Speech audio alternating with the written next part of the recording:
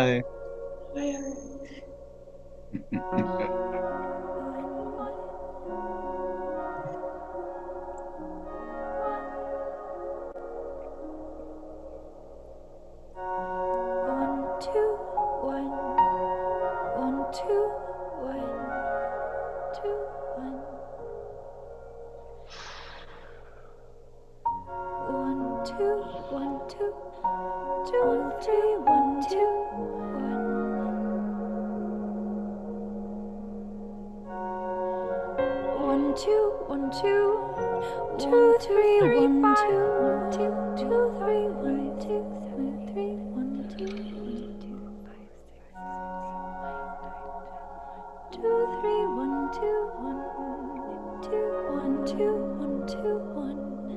Oh, you've got your Save the Planet t-shirt. One, two, five, four, three, two, one. I can tell you are 8, 5, 6, 7, 8. I can tell you are 9, 1, 2, 3, 4, 5, 6, 7, 8.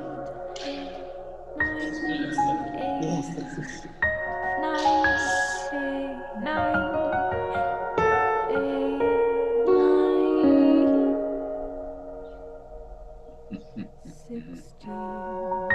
So you might be able to faintly hear Esra. It's her singing. So she also sings 2 songs in the film. And I hope she'll join Berlin. And wait again, and hide again. Try 1, 2, 1, 2, 1, 2, 1, 2, and I can tell 1, 2, 1, 2, 1, 2, 3, 4, 5, 6, 7, 8. Again. We'll have arrived for face masks.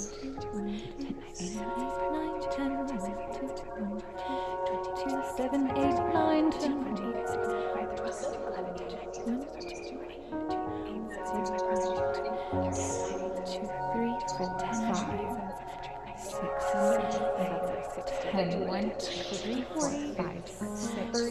20. I mean, it's very stone-based. And also, you just maybe to get a sense of the just lots of people on the screen. 10, 1, 0, 10, 1, 0, 100. And there's certain moments where 80, 70, you see people 50, speaking on the same layer of the films. You see this. 20, 0, You see a link, so just showing. 1, 6, 8, 1, 7, 6, 8, 1, 6, 8.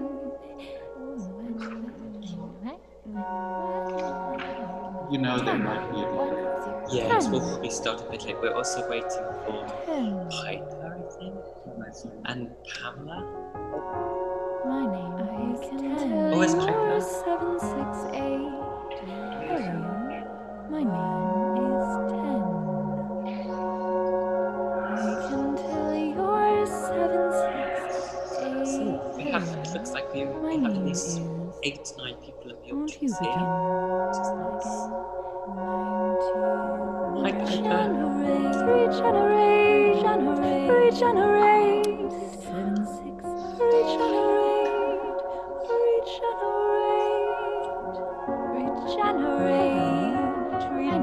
regenerate, 10, 7, 6, 8, regenerate,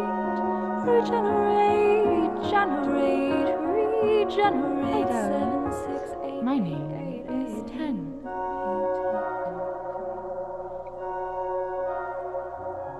And you can start to go in a 10, 1, 0, 1, 0, 1, 1, 1.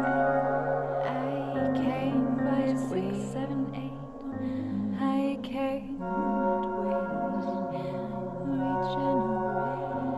I can tell you're 7, 6, 8. I can see 7, 6, 8, 8. I can tell you want to hate. I can tell you want to hate. I can tell you 4, 6, 8, 10.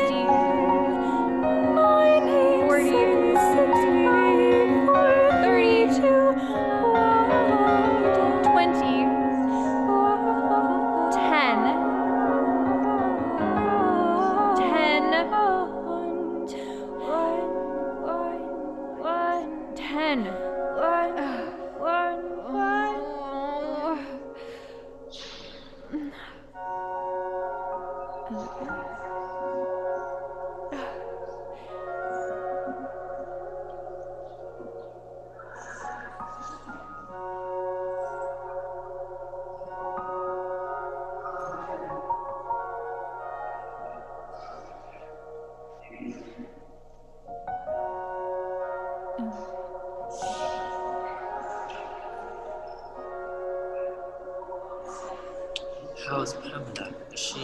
Did she get the link?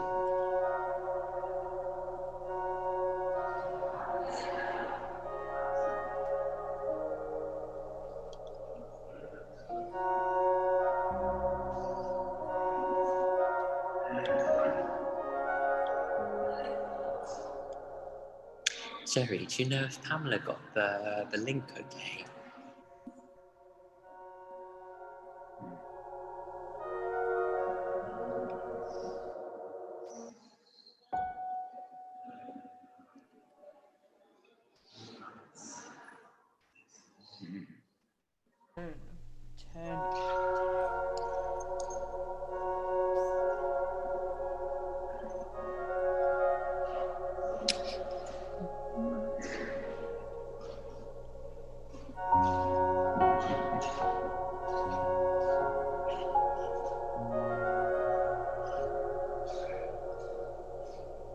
Yvonne, do you know if someone else is waiting called Pamela?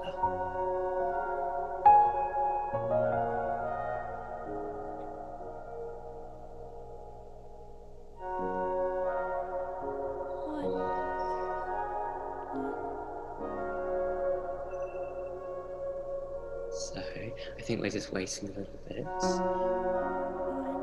Oh yeah.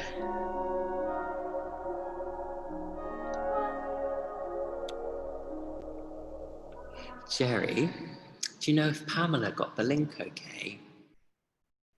I don't know. Do you have her text? Do you have her number or?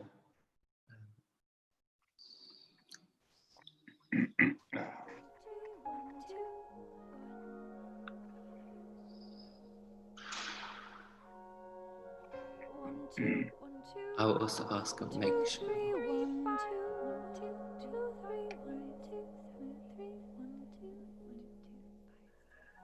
As you can see a little bit of the film in the background.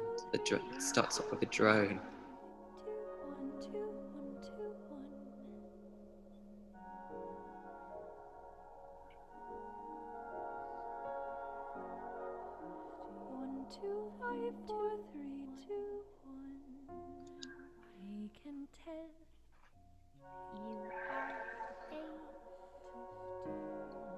Hi, hon. It's 11 o'clock. We're awaiting your appearance on the Zoom event. All these smiling participants miss you. Hurry up.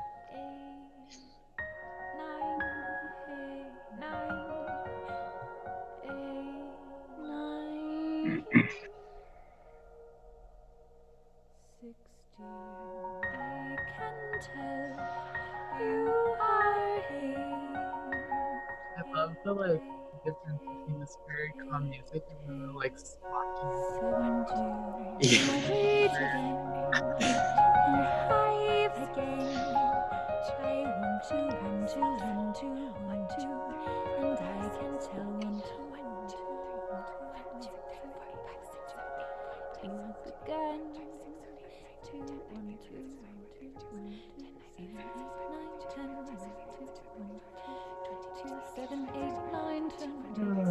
God.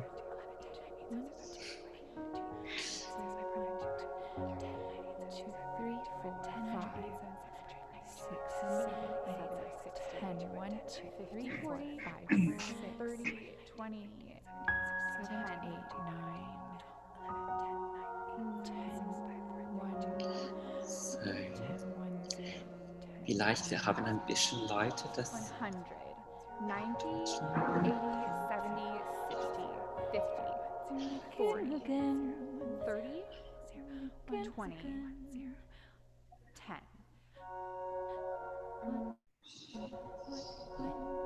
7, 6, 8, 1, 7, 6, 8, 7, 6,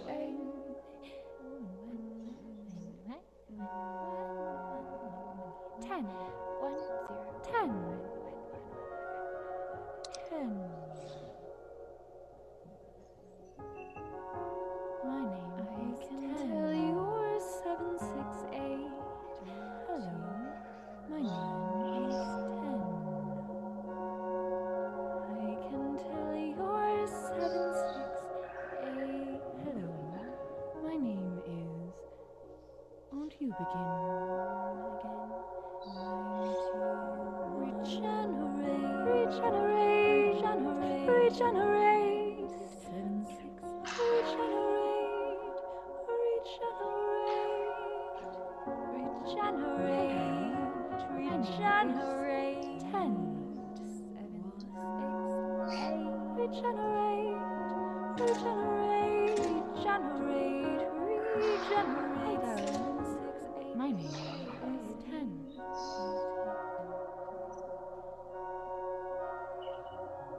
And you can start you to begin again. 1, 0, 1, 0, 1, 1, 1. I came 5, 6, 7, 8. I can't wait. I can tell you're 7, 6, 8. I can tell you 7, 6, 8, 8. I can tell you to hate. I can tell you and to hate. 7, I can tell you 4, 6, 8, 50, 9, 40, 65, 32, 20, 10, 10. Focus up a tree. 10. That was pretty hard. I think that's the hardest I've ever filmed. Yeah, it was. He was climbing a tree. Oh.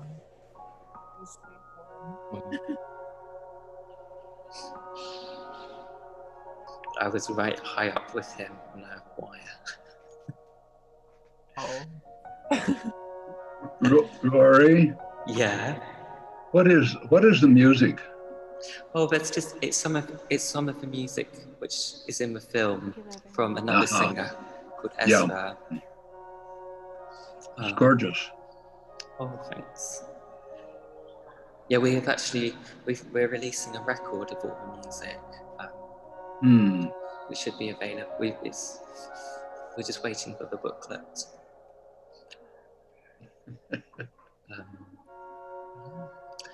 So, if anyone is here on YouTube, watch us.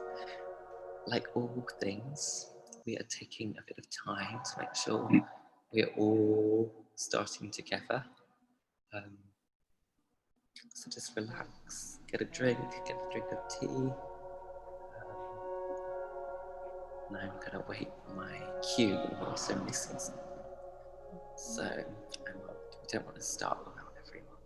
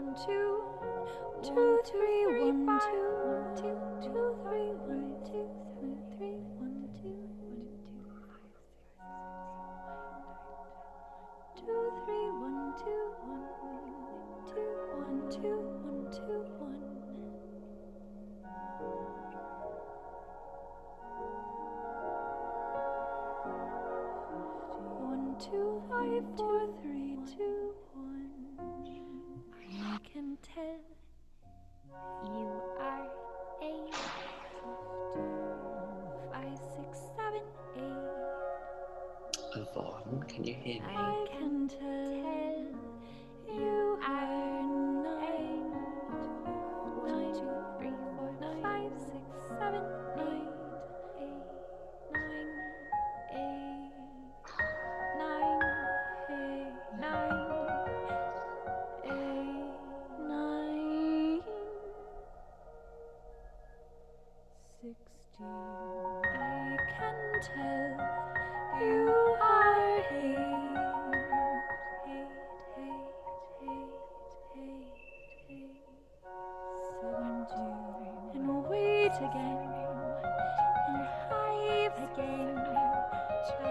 two, one, two, one, two, one, two, and I can tell one, two, one, two, one, two, three, 4, 5, 6, 7, 8, 9, 10, 1, 2, 8, 9, 10,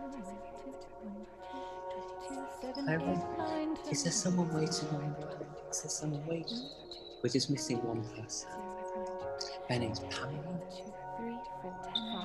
Pardon? 10, 1, 2, 3, 4, Okay, 5, if you look in the chat. 7, 8, 9. Did you? So we haven't heard from Pamela. 10, 1, 0, 10, 1, 0, 100, 90, 80, 70, 60, 50, 40, 30, 20, 10.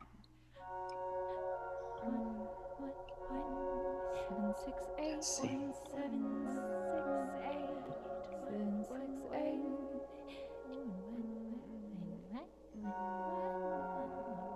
10, 1, 0, 10.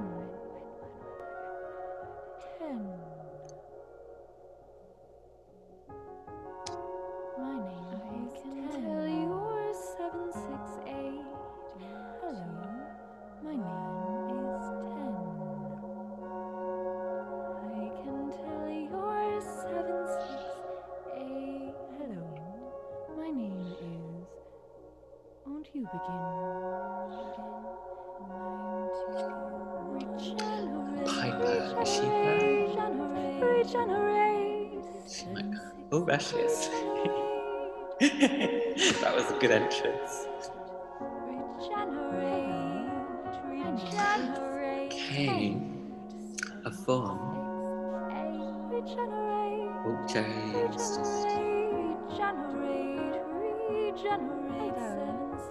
My name is 10.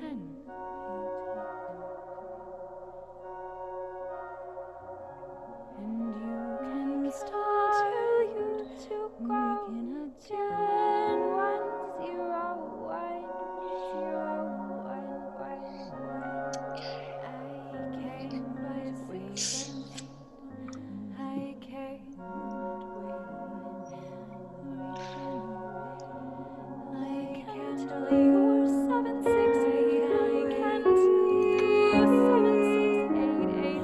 I can tell you 1, 2, 8. I can tell you 1, 2, 8. I can tell you 4, 6, 8, 50, 40, 32, 20, 10, 10, So, 10. we'll wait, of course, when Jerry and Piper are back. Who knows, Pamela might also come. How are you all feeling? Are you feeling good?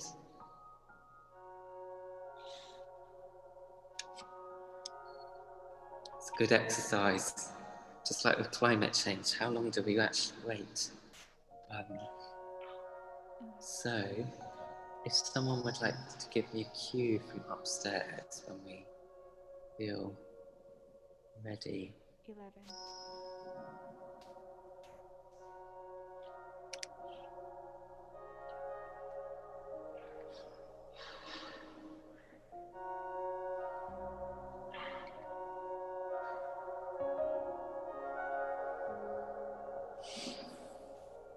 Jacob behind me, I can see.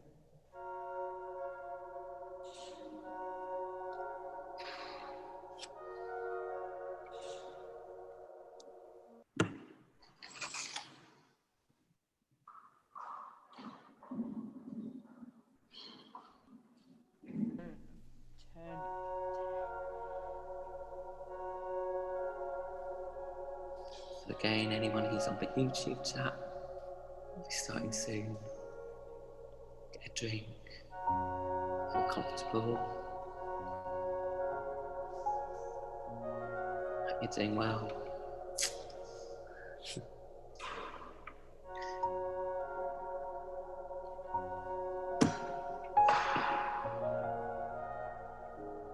go in and out with my light, finding the light.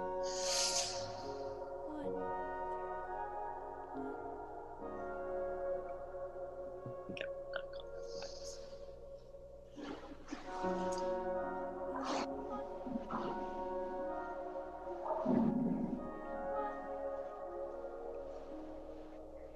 Shall we go? Okay. Are you ready?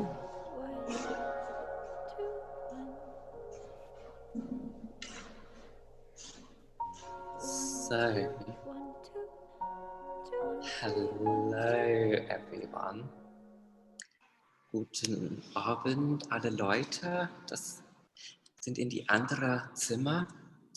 Mein Name ist, ich bin Rory Pilgrim und wir sind in die Badische Kunstverein in Karlsruhe. Wir sind in Deutschland und von jetzt werde ich in Englisch sprechen. So, hello everyone. My name is Rory. I feel very glad, I'm very happy to be here in Karlsruhe, Germany.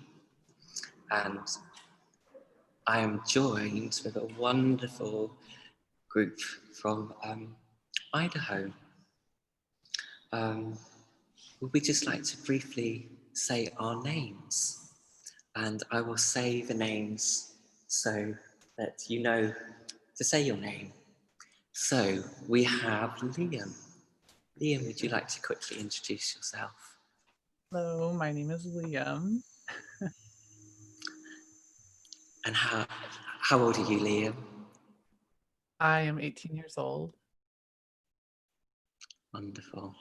Great. And then we have Jerry. I am Jerry, and I'm 84 years old. Welcome, Jerry. And then we have Piper.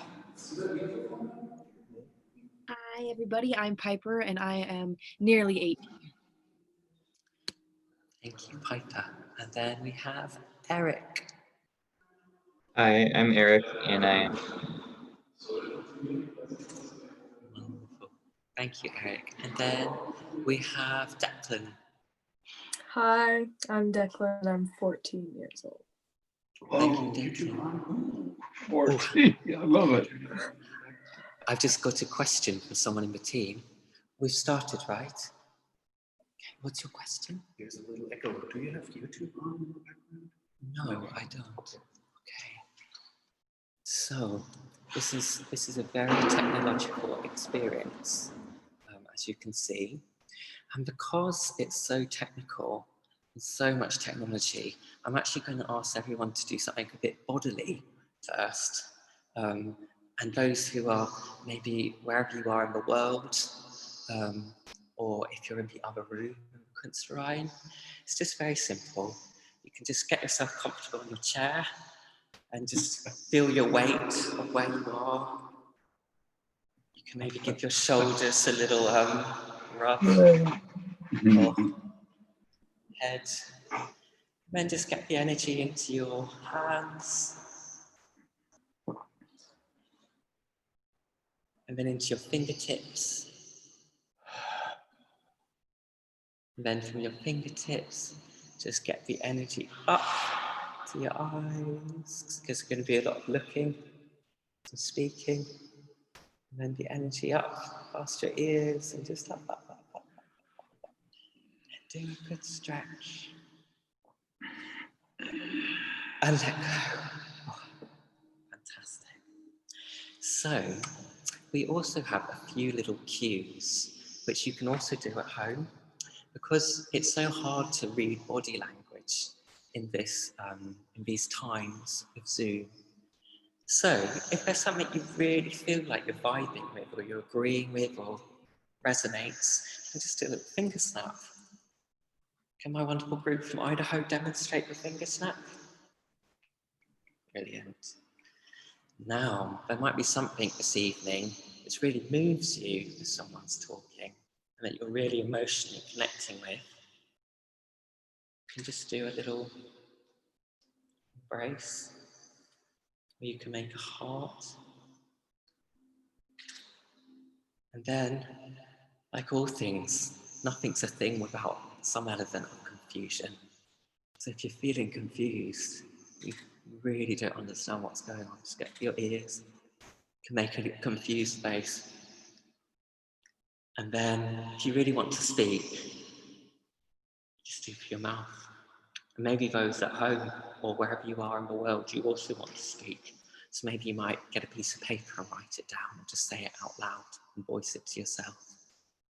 So, I'm Rory, I'm an artist, and last year I was in Idaho making a film with this wonderful group who all responded to an open call, responding to how we deal with the climate crisis, this incredibly overwhelming thing which we're confronted with. And together over a month, we had conversations, we developed material together, we went on an excursion, and really thinking about how this very overwhelming issue of the climate crisis intersects with our own lives, our personal lives, our local communities. And as the film travels, we will do a series of conversations, growing the conversation from what the film is. So, with no further ado, welcome. And I'm gonna pass you over to our first contribution of the night, or the morning in Idaho, and that's Liam. So take it away, Liam. Amazing. So, hello everyone. Like I said, my name is Liam, and today I'm just going to be reading you a quick little excerpt from my speech that named this workshop and event after, called Today and Forever. And then I will be guiding everyone in a guided meditation exercise to think inwards and how we can speak to ourselves and the things around us. So, today and forever, I am more than a leader. We are all leaders because the leaders who are in power don't seem to be leading us into the future, but into the past. I am one of many who have been pushed aside and not listened to too many times, and we are here to fight for our lives. In this film I am a part of, you will hear the voices of us speak of home. 10 fellow youth activists, as well as those who have already been made homeless, talk about how we deal with the weight of our futures on our shoulder every day. While I stand here and speak to everyone here and all of those who may be recording, do not let those recordings remain a fixed moment in time. I say to everyone here, everyone on the other side of the screen, update it, let it grow, re-edit, keep looking, keep listening, keep speaking. We may say that the climate crisis is something to fix, but it'll never be over, because the fight for progress to sustain and care for our home will never be over. We always and forever need to have and take care of our home. When someone burns down a house, we call it arson. But when we burn down our forests, we call it profit. When someone takes from another person, we call it stealing. But when we steal and dig into the earth, we call it mining. Because all we wish for is more stuff. Mine, mine, mine. Give me more. Greed, greed, greed. When someone kills another person, we call it murder. But when we destroy our earth beyond belief, we call it a hoax. We call it fake news. How many lives will it take until you call it what it is? A crisis. So now I'm going to begin our little meditation exercise. I want you all to start by getting in a comfortable position, whether that is sitting or laying down or whatever feels good to you. From there, before you close your eyes or soften your gaze, I want you to take a quick survey of the space you are in. While you take in the area and the things around you, I want you to soften your gaze or close your eyes, whatever you feel comfortable with. Now take a second to focus on your breath. We're going to take a deep breath in Hold it for 1, 2, 3, and 4, and slowly breathe out. We're going to do this a few more times. So take a deep breath in.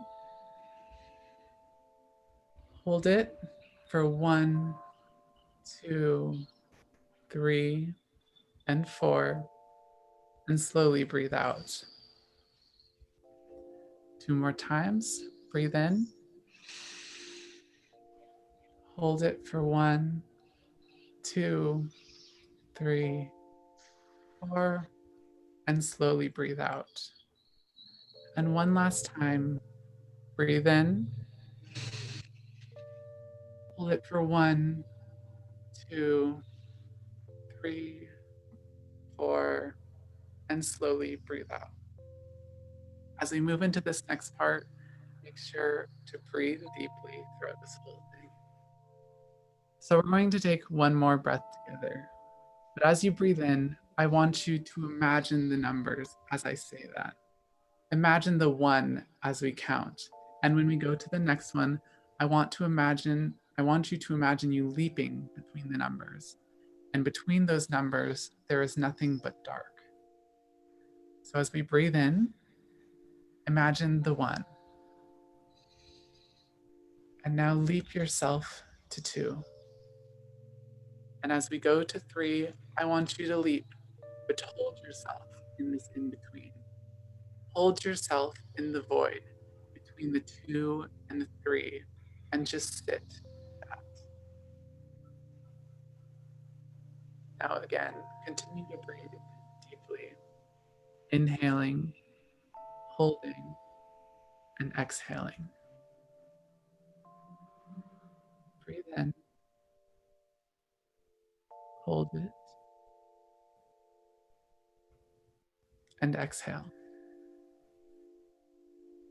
As you allow your body to relax, I want you to begin to imagine yourself in a place that is comfortable to you, familiar to you, and somewhere where you feel at home.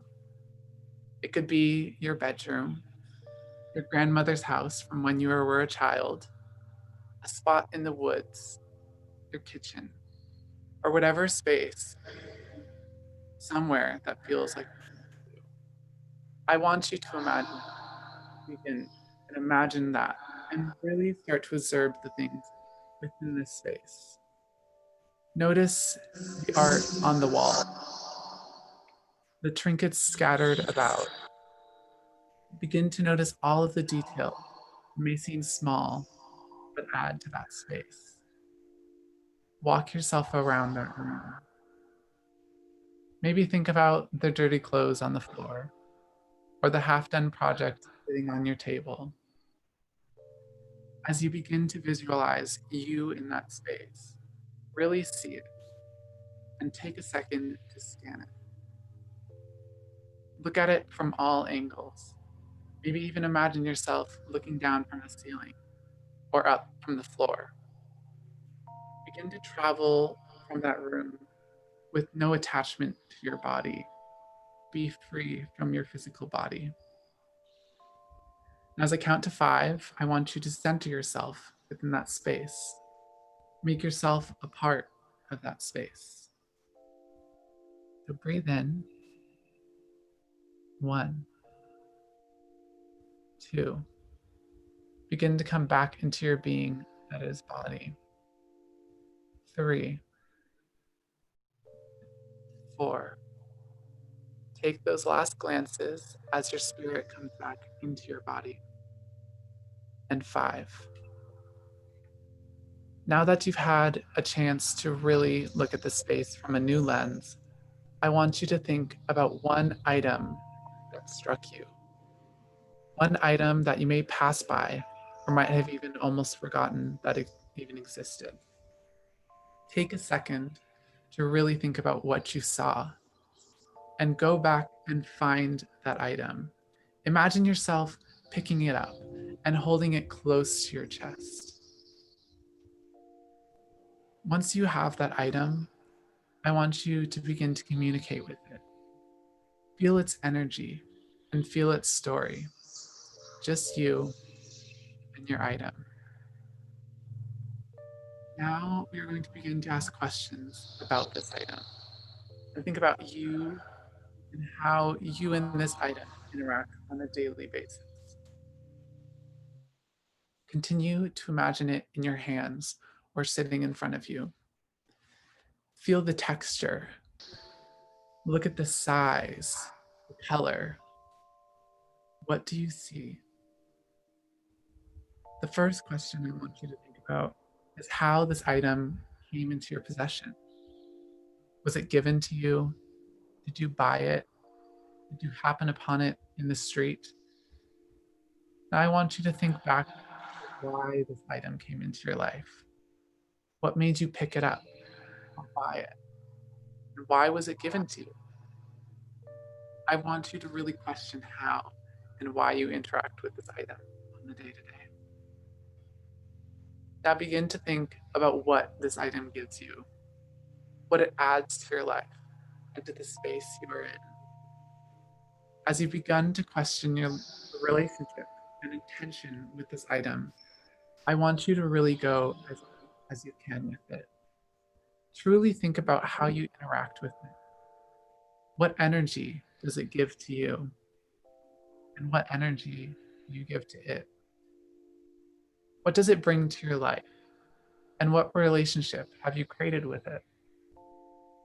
I want you to give a little bit more time for you to think about that, so you can remember to focus on your breath too. As you breathe in deeply and you hold it, and slowly breathe out. Think about those last bits of that relationship with you and your item. Really communicate with it and think about what it has given to you. Now we are going to bring ourselves back into our physical bodies. So before you return the item to where it was in your mind and space, just thank it and give it love for helping you today. Once you have put your item back, begin to center yourself back in the space you are in. Breathe deeply in, hold your breath, and exhale slowly. One more time, breathe deeply in, hold, and exhale slowly. As we've begun our journey back to our physical body, whatever that looks like, maybe you begin to wiggle your toes, or you see yourself shoot into the sky before your soul comes comfortably back into your being. Once you feel good with being in your body again, I just want you to begin to bring yourself back into your physical space. Again, wiggling your toes, moving your fingers, rotating your head, and finally opening your eyes. With that, let's all take one more deep breath in. Really, really deep. Breathe in. Hold it for 1, 2, 3, and 4. Finally, exhale. Thank you so much for joining me in that.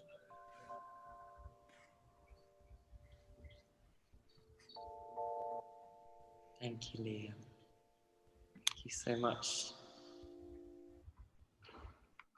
So as you think about what Liam has just shared and that object, I'll now bring you to Declan, and we'll sing our first song of the session. And this is also named after an item. And this song is called The Town. So Declan, can you hear my piano all the way in Idaho? Mm-hmm. Okay.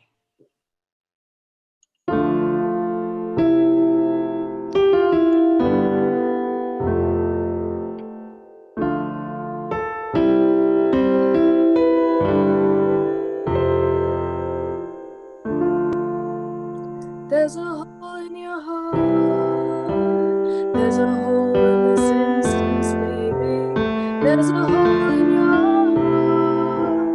There's a hole in the sitting stars, baby, baby.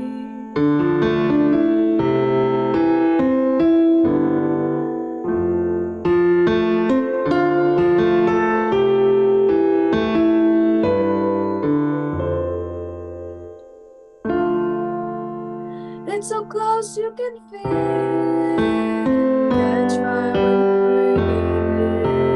No way to escape it. Hardcore, best believe it. So tend to it fast and stop it from bleeding. A hole in your heart, but we can't even feel it. But it hurts.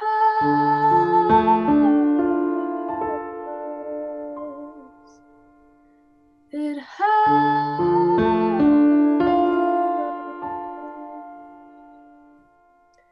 Backwards, forwards, green words. Backwards, forwards, green words.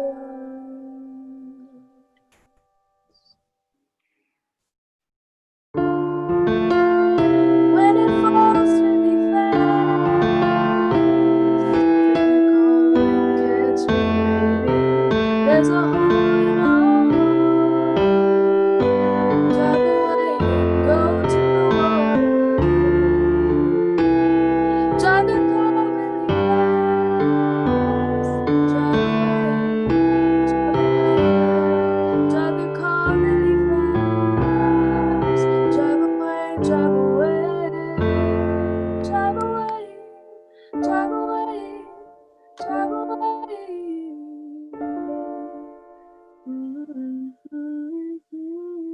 So tend to it fast and stop it from bleeding. A hole in your heart, but we can't even feel it. But it hurts.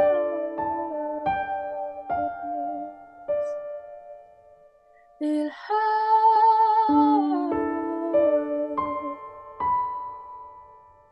Backwards, forwards, green words.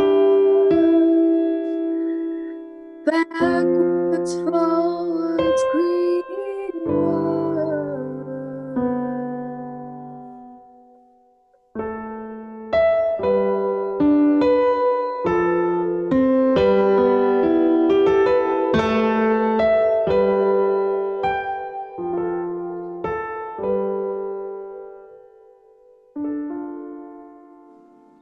Bring a towel to the water.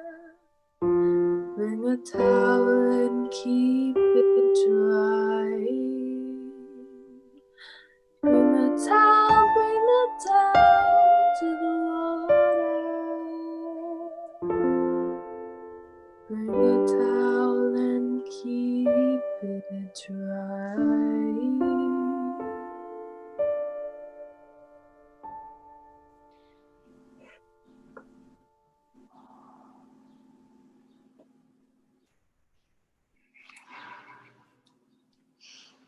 Thank you, Declan. Thank you so much. It's such a joy to be able to play with you all the way, and you're in Idaho, and somehow we can do this. This song is called The Towel. For me, this towel is an object. It's actually, I swim a lot, so it's definitely around my house a lot. And I don't even think I have a towel, which I've had multiple towels in my life, but I remember being a child and being given a towel, and that was special, having your own towel. That's not the case for me now. I just use any towel. But the towel, there's this phrase that you chuck in the towel and you give up. And with the climate crisis, we can't give up, so we bring the towel. So, during the meditation, I'm just going to open it up to the group. Are there any objects which came to mind, which you were thinking of when you heard Liam speak?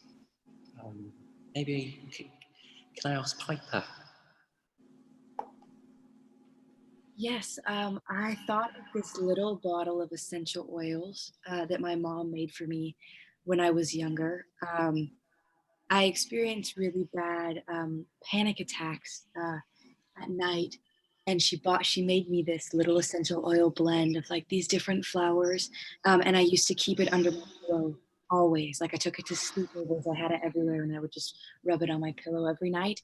And it came into my mind, this little blue bottle, and refracted the light, and I don't know, it brought me so much peace, and I could still smell it like I was a child again. Brilliant. Thank you, Piper. And Piper, is there a question or something about the moment now, the times we're living in with the climate crisis, that is important to you? Can you say that again? Is there a question or something which is really important to you right now regarding the climate crisis? Oh yes, of course. I think about like, how does everybody balance their feelings of worry for our pandemic with our feelings of like terror for the ongoing worry of climate and our crisis, and how do we take that and also live our lives to the fullest and be happy with ourselves? I think that's the question that is like, I don't know, keeps coming into my mind right now during this time. Thank you, Piper. Thanks very much for sharing. How about you, Jerry?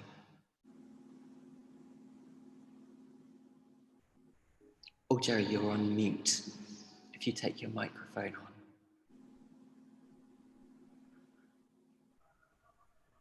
Great. I was focusing on something not out of my childhood, but this piece of, you can see, this is a piece of sandstone on which there is lichen, a growth, which is red and gray and tan. And it comes from above my house. It's where an ancient lake collapsed about 2 million years ago. And these rocks have come to have a lot of significance for me for their beauty.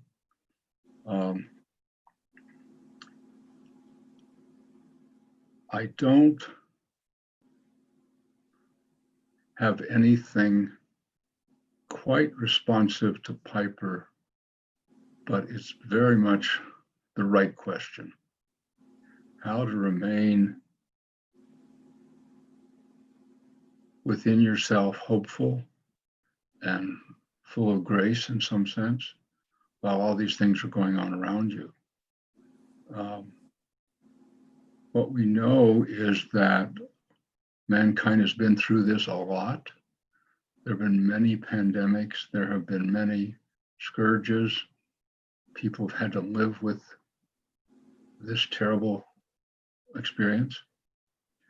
And these experiences historically have been, when they're over, very fruitful, because people got down to their essence.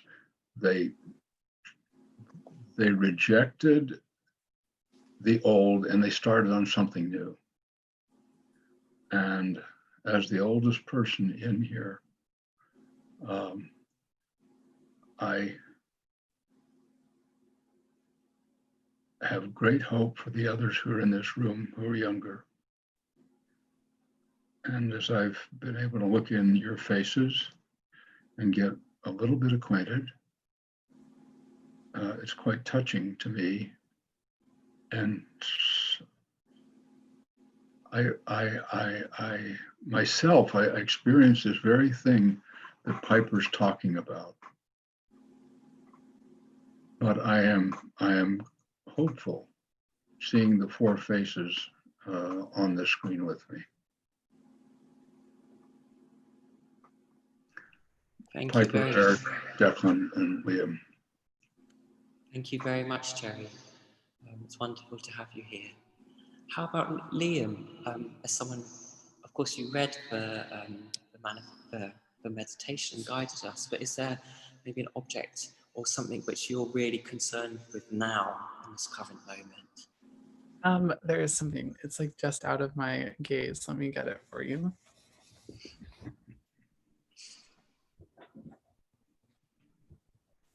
This is kind of a cluster of items that mean a lot to me because they have been very like minimal things that have been given to me within my these past few years from people who have impacted me a lot.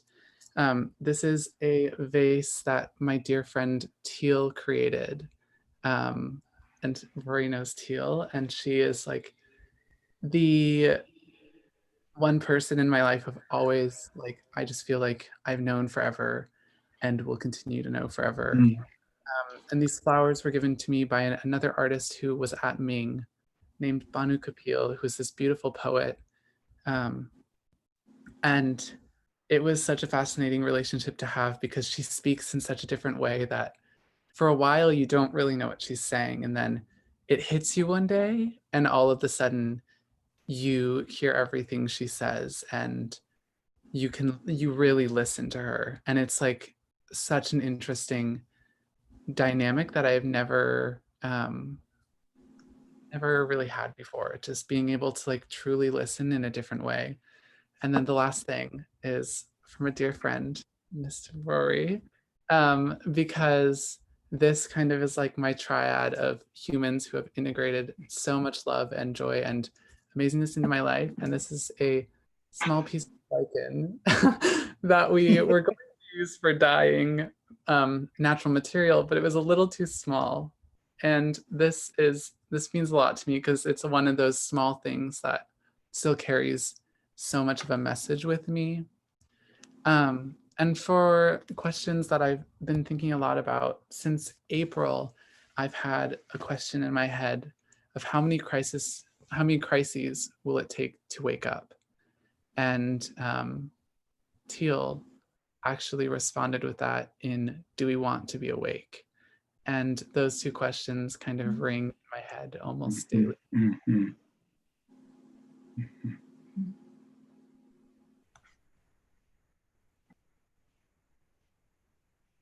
Thank you, Liam. Thank you so much. Yeah,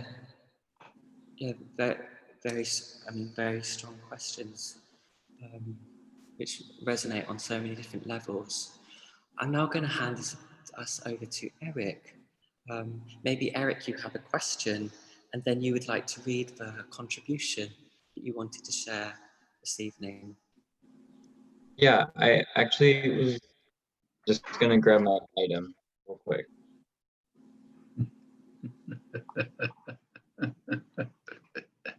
It's in my bookshelf. I was given this journal from a really good friend, and they just like kind of collaged like little scraps of things on it.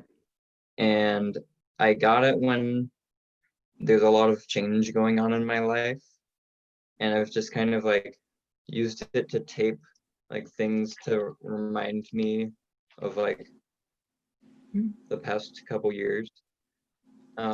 So like I have like sunflowers in it. I have like some musical like writings that I did, and so I just like there's a lot of like good memories that I have in it. Like there's a lot of like things that kind of will fall out if I open it up too much, but yeah, there's a lot of like good memories in that. I think I don't exactly have a specific question. I think the questions that were given that are really good. And yeah, I can just move on to the reading, if that's okay. Okay. So I found this reading. It's written by Greg Mercer, who writes a lot about like Atlantic from there.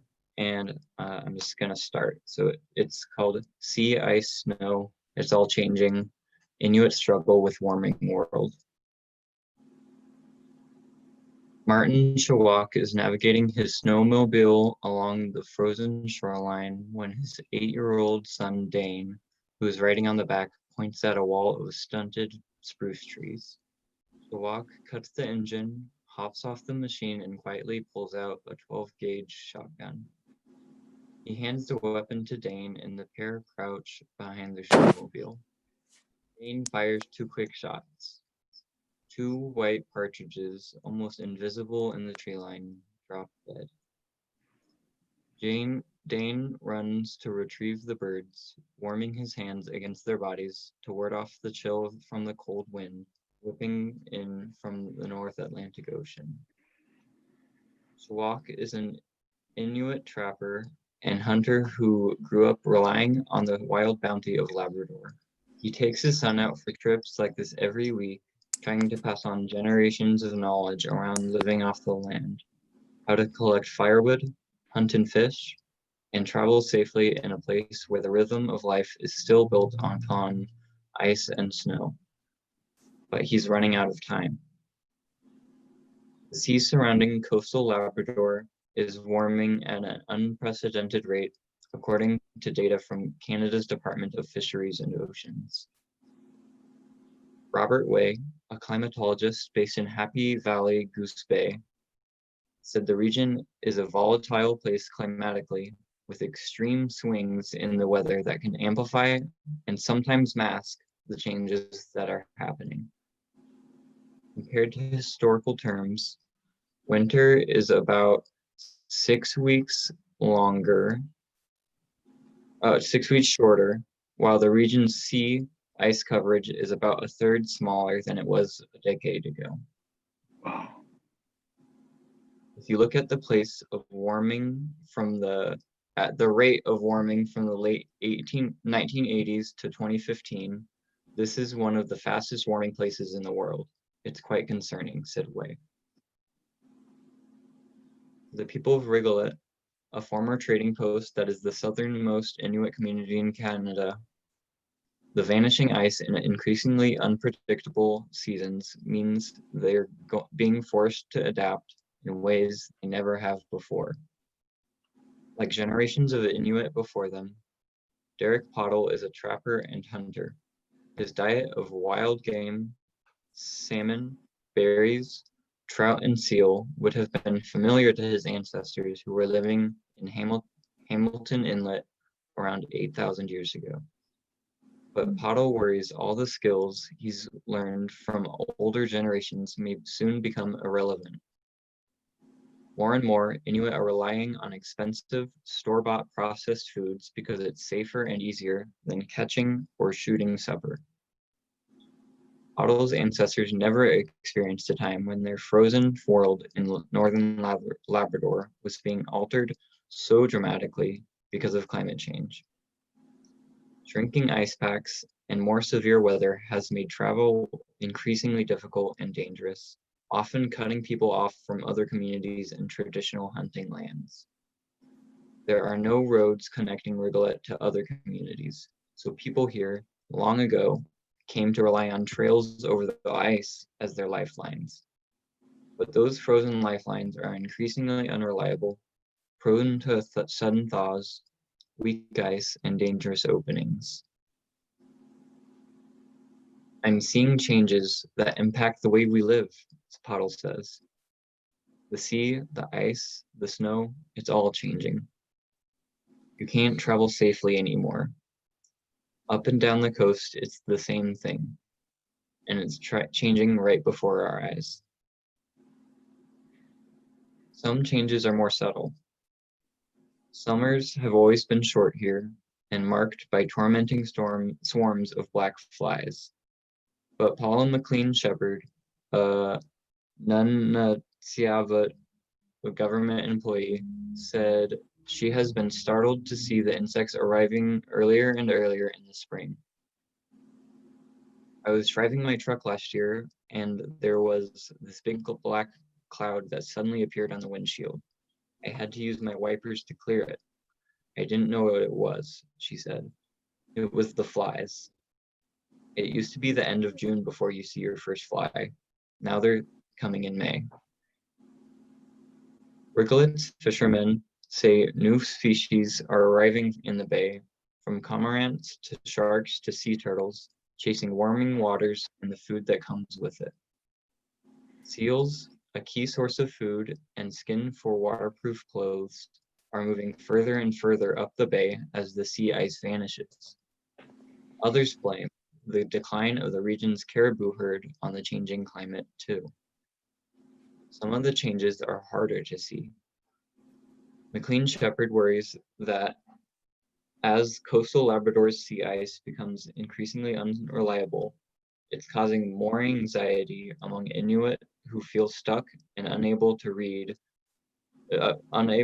travel to catch their food. This past winter, the ice in the bay didn't freeze up until February, months later than normal. It's especially hard on the hunters and providers because they can't get out on the land.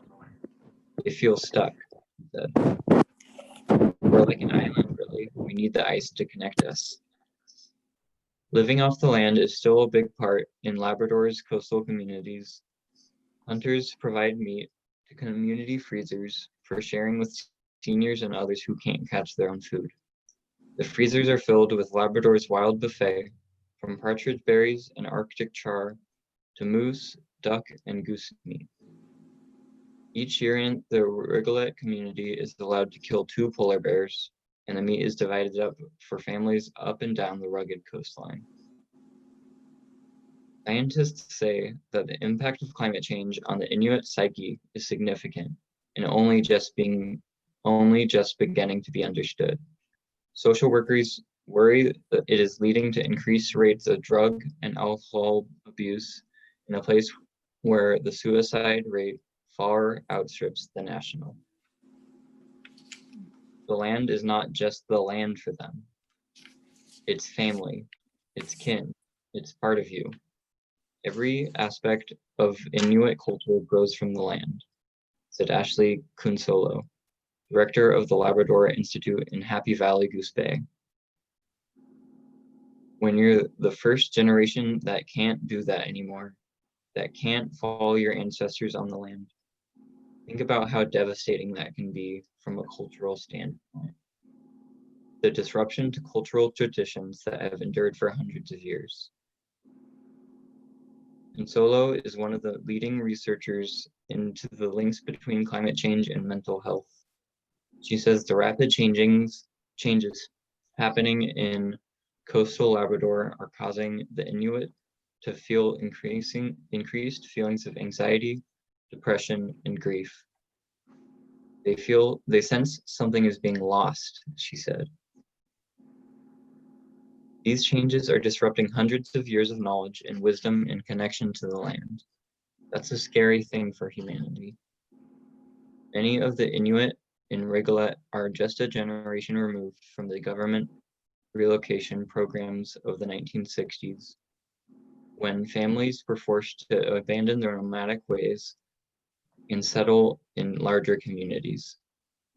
They say it's in their blood to travel out into the wilderness. Inez Shawak, who is working to preserve local Inuit culture in Rigolette, smiles when she says she's getting away from the village and into the wild is like taking your first breath when you were a baby.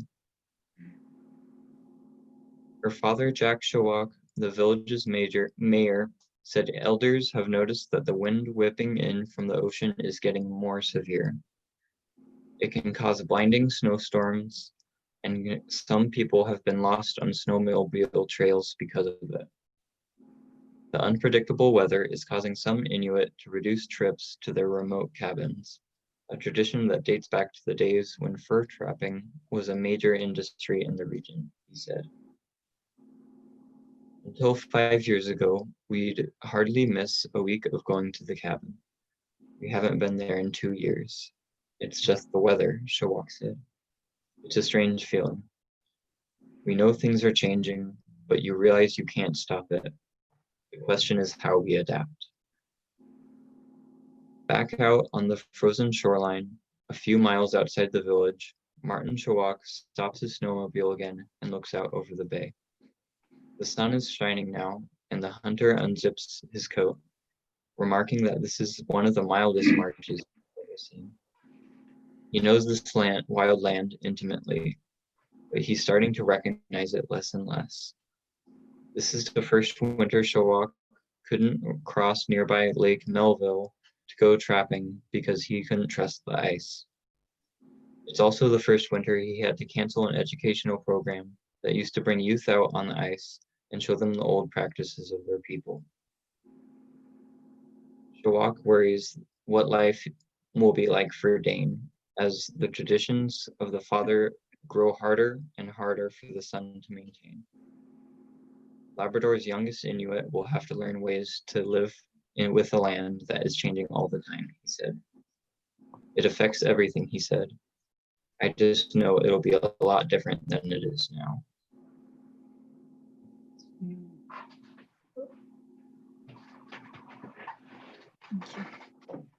Thank you so much for generously sharing that. As our audience or people who join us contemplate that, we have another song from Declan. And this song is called Three Waters. So I'm just going to get mine.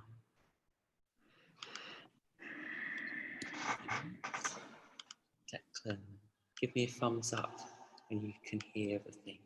Sounds.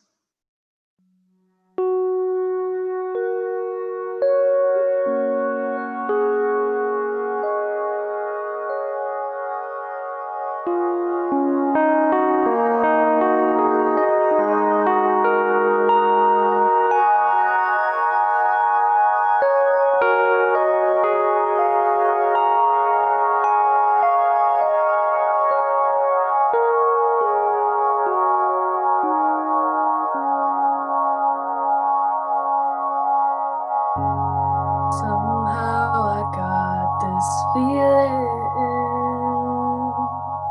but somehow I cannot see. Three waters dissolved in a tiny house,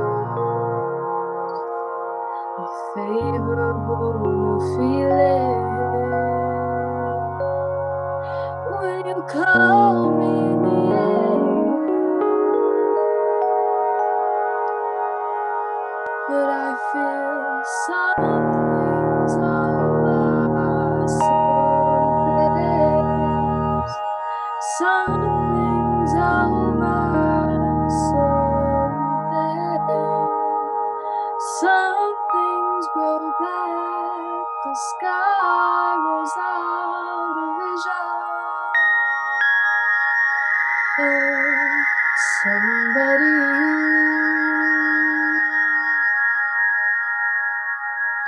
somebody, somebody, somebody,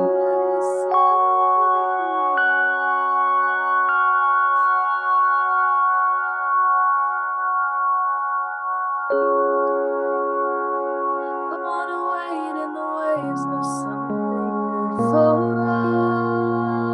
us, and the rivers and the lakes of something we trust. Come into the house, take a look around, have a bite to eat, maybe have a sleep. You can lay down.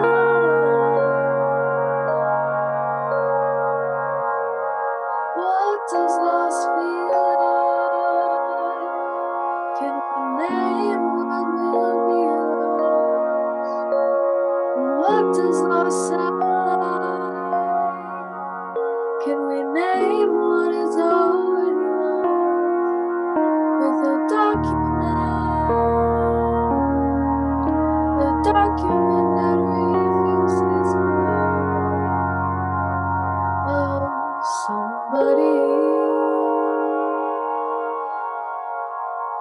somebody, somebody, somebody, somebody,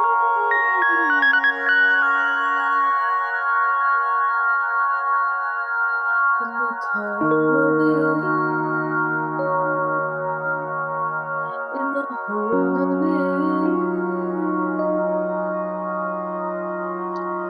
three water, three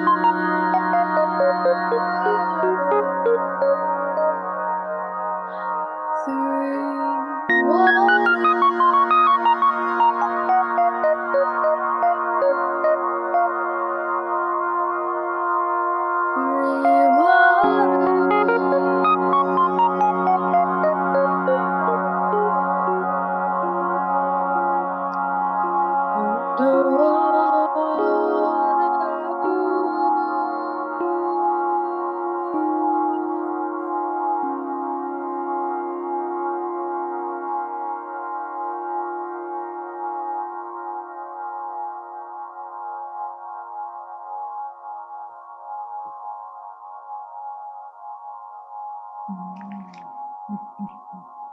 Thank you, Declan. So that song is called Three Waters, and in many ways it connects to what Eric is saying. We were very much just thinking about this prospect of things being flooded, things being destroyed, and things being lost. And as we sort of deal with those feelings or those potential realities, we're now going to zoom a bit to the future and try and comprehend what it would be to zoom to the future and imagine a post-climate world. And as we do that, Piper's going to give a little reflection and contribution. Okay, so over the past week, I have gone out every night after sunset to look up at the sky to see Neowise the comet. And he is traveling by in our atmosphere right now. He is millions and millions of miles of burning stardust, and everybody around the world can see him at the same time. So in this moment of just fear and worry and like disconnect from other people, because we have to stay distanced and we have to be alone so that we don't spread this pandemic, we have this moment of connection when we can all be outside and look up and see the same burning star. And this got me thinking. I'm looking up, I have my binoculars and I'm zoomed into the sky, and I'm thinking about this, I don't know, being, this entity in the sky. And I'm thinking, what if he had eyes and he could look down on us right now and see our world the way it is? And then when he soars by and he goes through our entire solar system, he'll come back in about 6,000 years and he'll fly at the exact same spot across the earth again. And he'll see the same earth, but I don't know, it'll be past my time. So I don't know what it'll look like. And obviously he doesn't know what it'll look like either because he's a comet. But I just think about how that would look and how that would feel seeing our earth 6,000 years from now. And I don't know, it's just something to reflect on. So maybe tonight you go outside and you look up into the sky and you see the Big Dipper of stars. And then you look down a little bit and you too will see this beautiful gas and star skewed across the sky. Thank you. Thank you. Thank you, Piper. Pamela, is there anything, when you think about the future and the climate crisis, how do you imagine the future or a post-climate crisis future?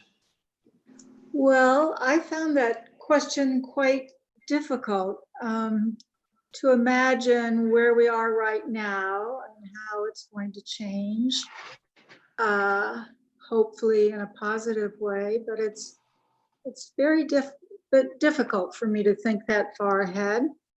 But what I did was use the idea I got from the students yesterday, the idea of a spiral. And but I came up with two different spirals. One that would be a spiral of growth of the young people, like the students here, and what they have to offer in the future. And one is the spiral of support that we older people can give as we're ending our spiral. So I don't know if you can see this little visual very well. Closer, farther. Can you see it?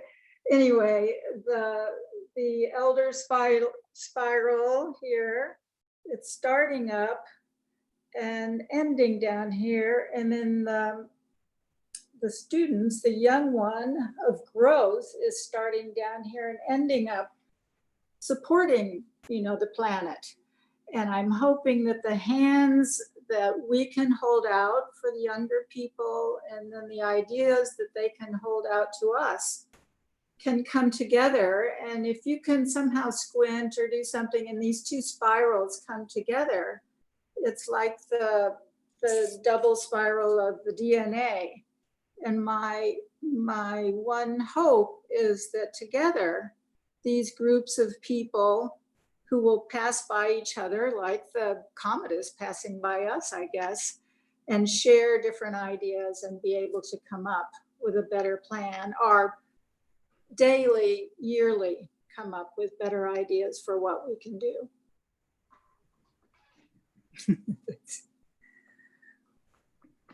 Thank you very much. Oh, you're welcome. Declan, is there any, when you think about the future, are there things that you, which you're passionate about now, which you hope will have changed, or the ways in which you might have changed them? I know as a very young person, because I'm very young, part of me fears for the future, just because with the way that we're going now, it doesn't seem like as much of the majority, or at least the people in power, care enough. But in light of all of the protesting and all the things that have come from this year and years before it, I think that there are going to be changes in the world, and hopefully that can lead to more people being aware and being more ethical, and changes being made in terms of food production and clothing production, and just efforts to be more sustainable in the world so that we can continue to grow and live, and so that if I want to have kids, they don't have to fear for their future, and their kids don't have to fear for their future, and they can live happy lives in tandem with the environment and the people around them. Thank you. Thank you so much, Declan. It makes me conscious that these key words of fear and change, but also hope. Maybe Jerry, is there a response that you've been thinking about when we think about the future, or zooming into the future, and how you connect with younger people? What comes to my mind is the people viewing this in Germany, and our connection with them, and likewise to everyone around the world. We have never been at a time where we needed to be more united as a people, nor time when we were able to be more connected as we are right now.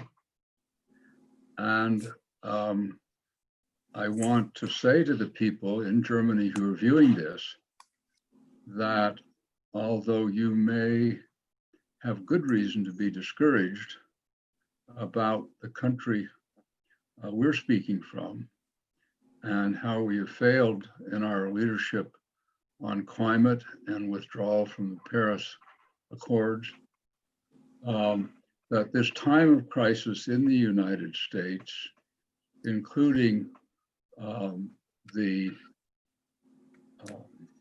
particular propellant of Black Lives Matter, is bringing about a possibility of dramatic change in the year ahead.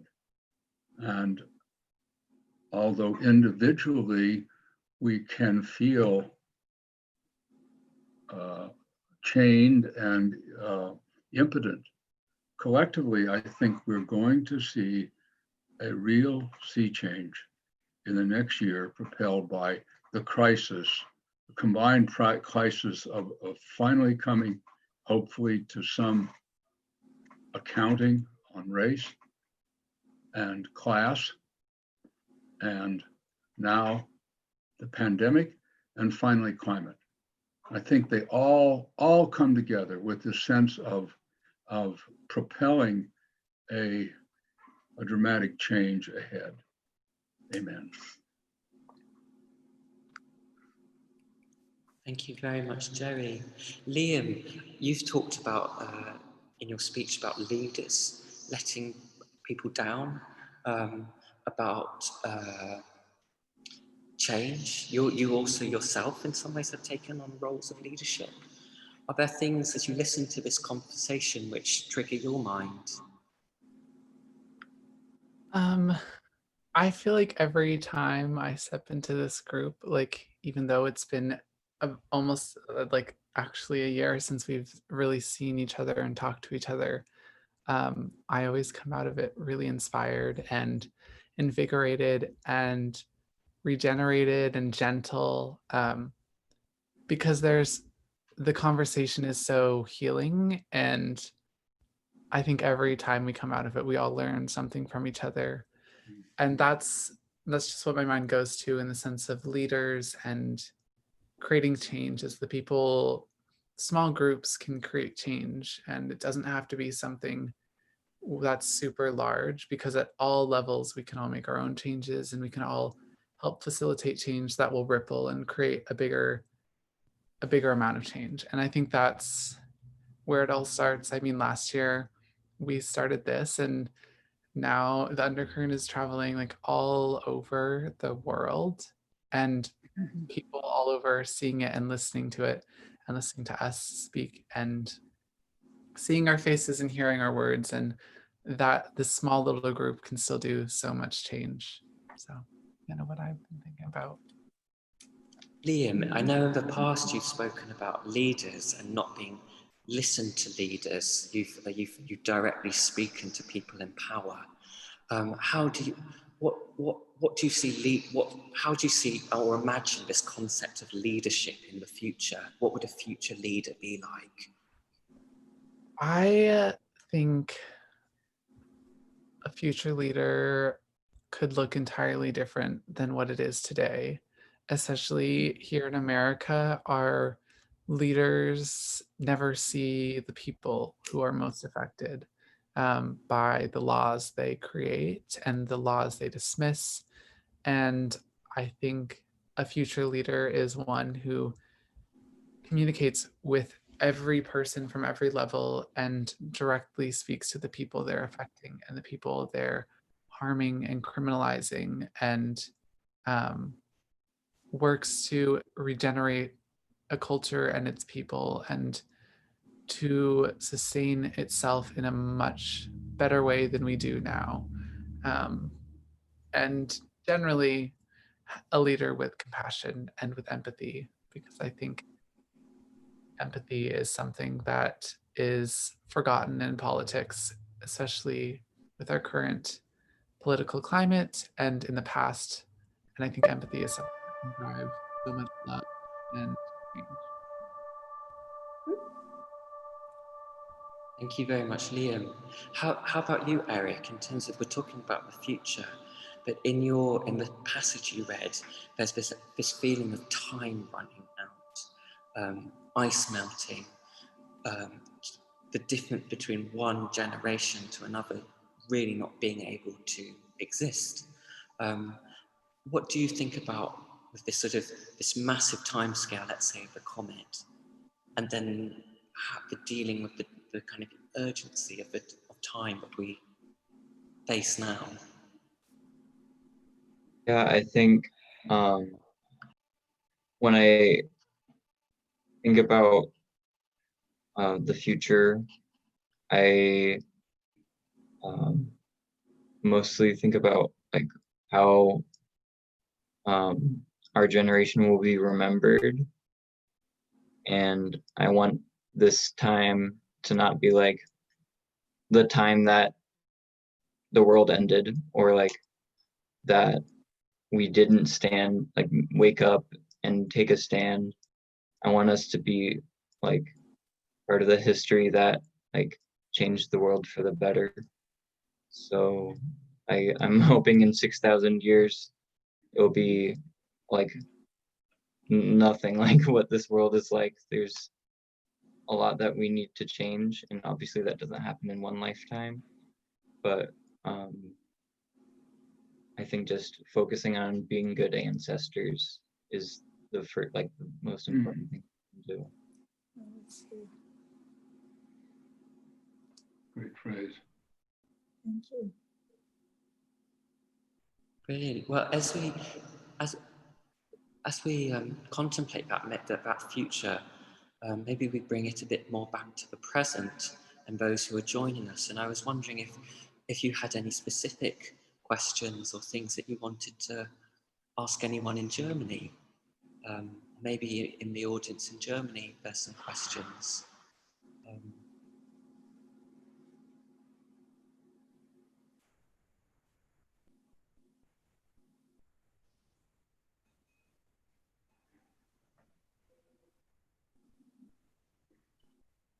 To whom was that addressed, Rory? Jerry, would you like to start?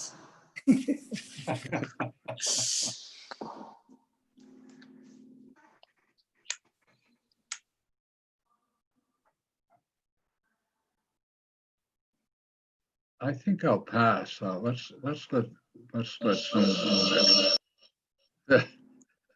let a younger person ask that question. I'm very eager. I don't know if Germany can hear us. They can only hear us in English, for which I apologize, I guess. But can they speak to us? Are there mics? Is that possible to connect with the people there? We do have a... Okay. Hello. Hello. So I have a question, because as we can hear and see, you are very much a family, I would say, almost like a group of people working closely together since a while and protesting together.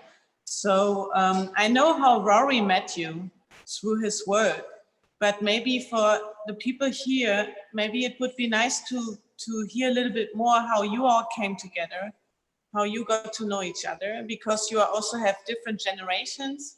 So I know the story, but most of the people probably don't here in the room. So maybe you could tell us something more about your activism together, how you met, how you do it now, because here in Germany, all the activism for climate change is actually not happening anymore at the moment. So I wonder where the spaces, what do they do? Today we heard actually that they will restart again, and they have a big meeting today with Greenpeace, whatever, I mean, so there's a big meeting happening today. And so actually it seems that they restart the activism, but I wonder how it is in the United States at the moment. And yeah, how you began and how is it now?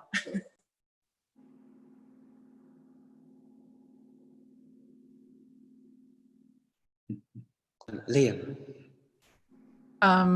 I think how we all came together was through Rory. I personally was reached out to before Rory came to Boise, because I have led a few of the climate strikes, or I had led the one on March 15th, 2 years ago now. Wow.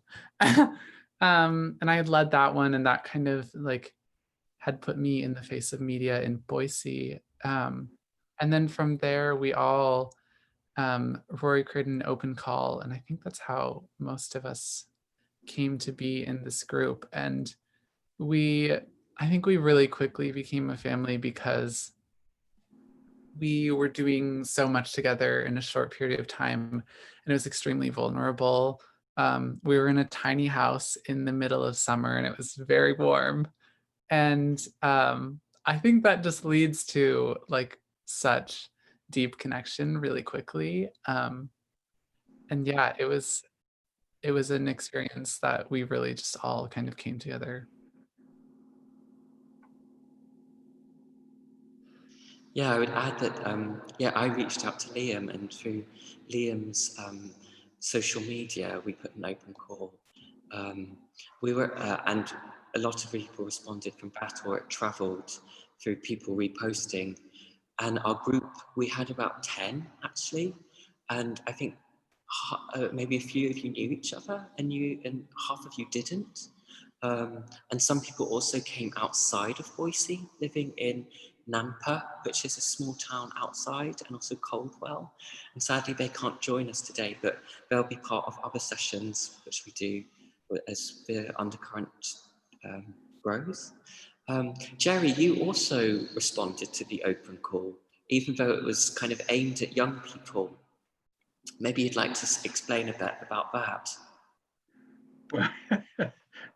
This fellow from England came to town. We needed someone from outside the ecosystem to sort of jolt us and pull us together. And he came to a local art space with the promise that was quite unexpected to us, to make a film about a matter which we were ourselves in need of encouragement and being pulled together.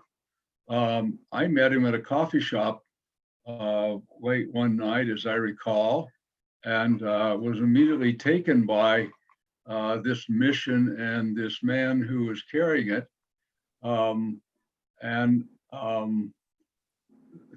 Really, he went about it in a most unusual, unexpected way, because instead of taking himself to the governing authorities or important people, he went and volunteered in the homeless shelter called the Interfaith Sanctuary. And this is not where you start when talking about such matters. So he went with the people who are probably most influenced and negatively affected in our environment by everything in our society, who are people who are homeless. So I was quite moved by that, and I think it's been and it remains to be so. And here's Rory living in the Netherlands, although he's from Great Britain. We're talking to people from Germany. And here in this little valley, we've got people strung all over. I don't know where you people live, but we're connected in this fashion. But I don't know there's much more to say. Rory has been a wonderful agitator and prod for all of us. Keep us going. Well, I feel very thankful for meeting you all, and yeah, the part of this film, and I'm continuing working with the Interfaith Sanctuary, a homeless shelter, because for me, this question of climate, this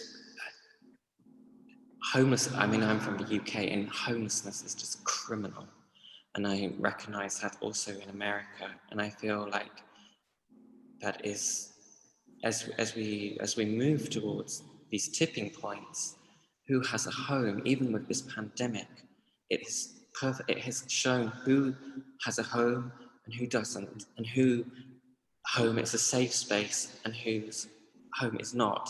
So for me, this is something which I'm constantly working with.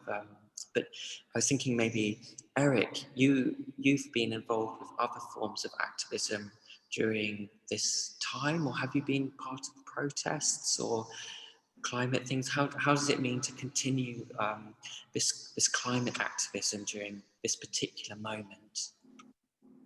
I think at this moment in the United States, a lot of us are most focused on the Black Lives Matter movement, and obviously that includes intersectional like forms of protest. at the most recent Black Lives Matter protest that I was at, we marched to the city hall and did a die-in, which was inspired by some of the protests that people, like namely like Black trans women in the AIDS crisis in the United States did. So we were inspired by them. And there's also recognition of the land that we live on being taken care of originally by indigenous people. So there's so many different kinds of activism that we engage in. We're just trying to like make sure that we bring everyone up. And climate change is like a very, like it crosses so many boundaries of like race and class that it's like really important to keep in our mind. May I say, add something to that, Rory? For the people in Germany, they should know that 3 weeks ago, somewhere between 5,000 and 6,000 people gathered in front of the state capitol on the subject of Black Lives Matter. And they did so rather quickly without a lot of attempt to draw a crowd.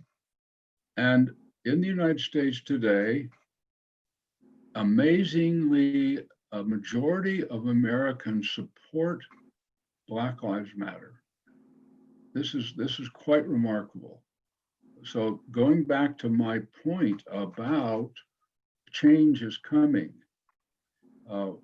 we're an unlikely place. This is a very unlikely place in Boise, Idaho that Rory came to. You wouldn't expect any of this.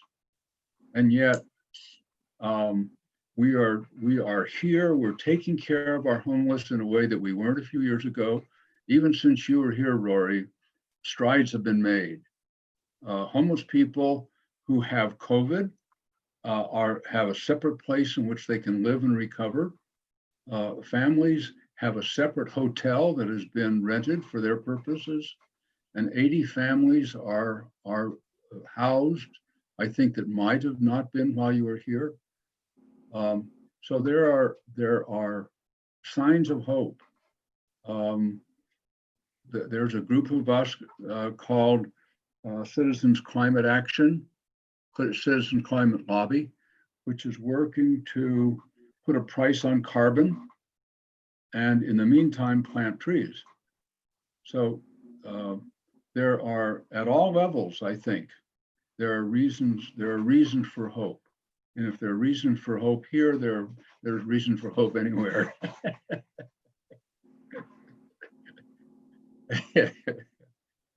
Thank you, Jerry. Maybe there's another question from Germany, or a question that people in Idaho have for those in the room in Germany.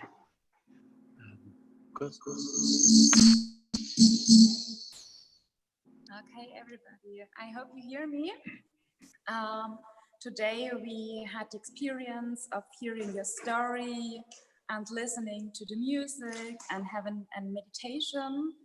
And this all made it very lively and active for me. So I really would like to ask you for your experience, how important it is to involve such activities and really personal moments to climate activism, to encourage people and to take part. So like I really feel connected with the music from Rory's film, which is now on show here at the Kunstverein for several months. And it's so emotional for me to hear it, and also now to hear it kind of digitally live. So yeah, I really would like to ask for your experience during making the film, but also during your climate activism. What are your ways to encourage and motivate people and get a group together?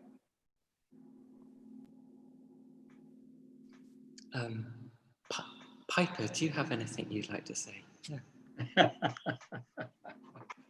So for me, I find that it is so easy to get into like a routine of like just doing the basics to survive, you know, like getting up and washing my face and eating breakfast and going to school and then going home and doing my schoolwork and then going to bed.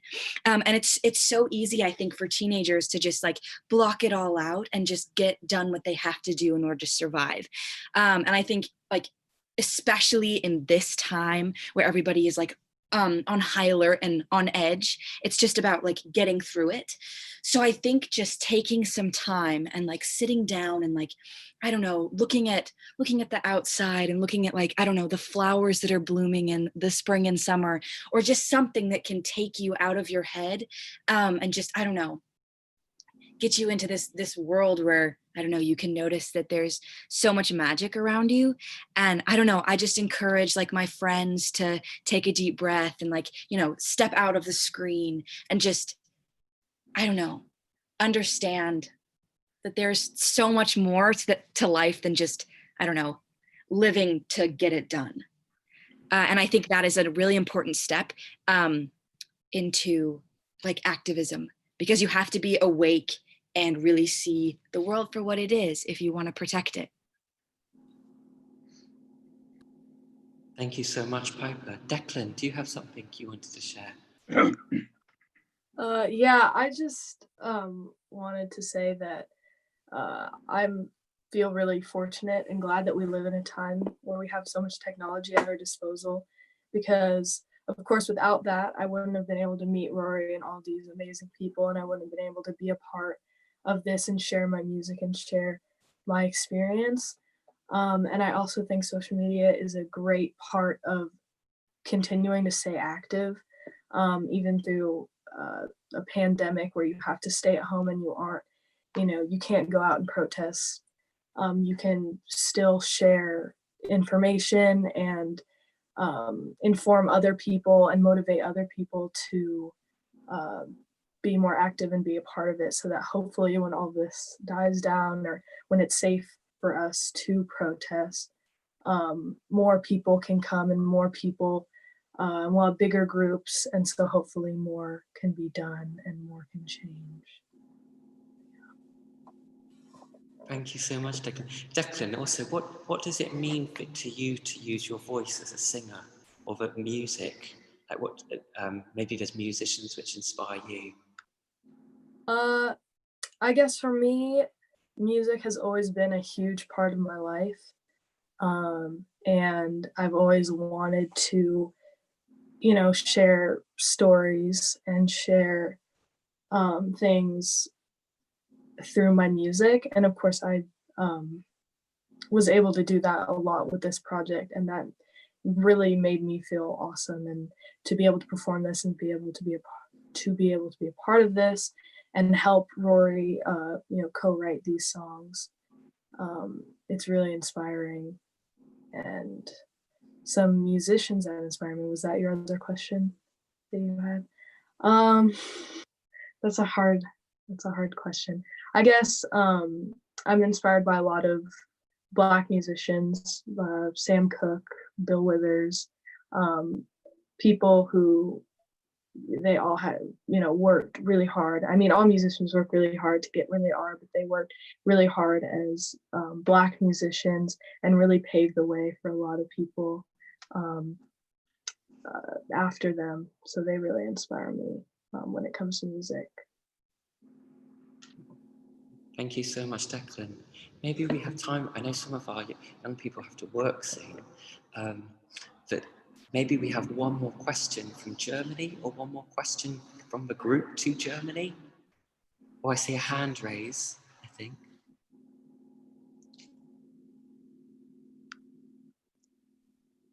First, thank you very much for being here and for sharing this with us.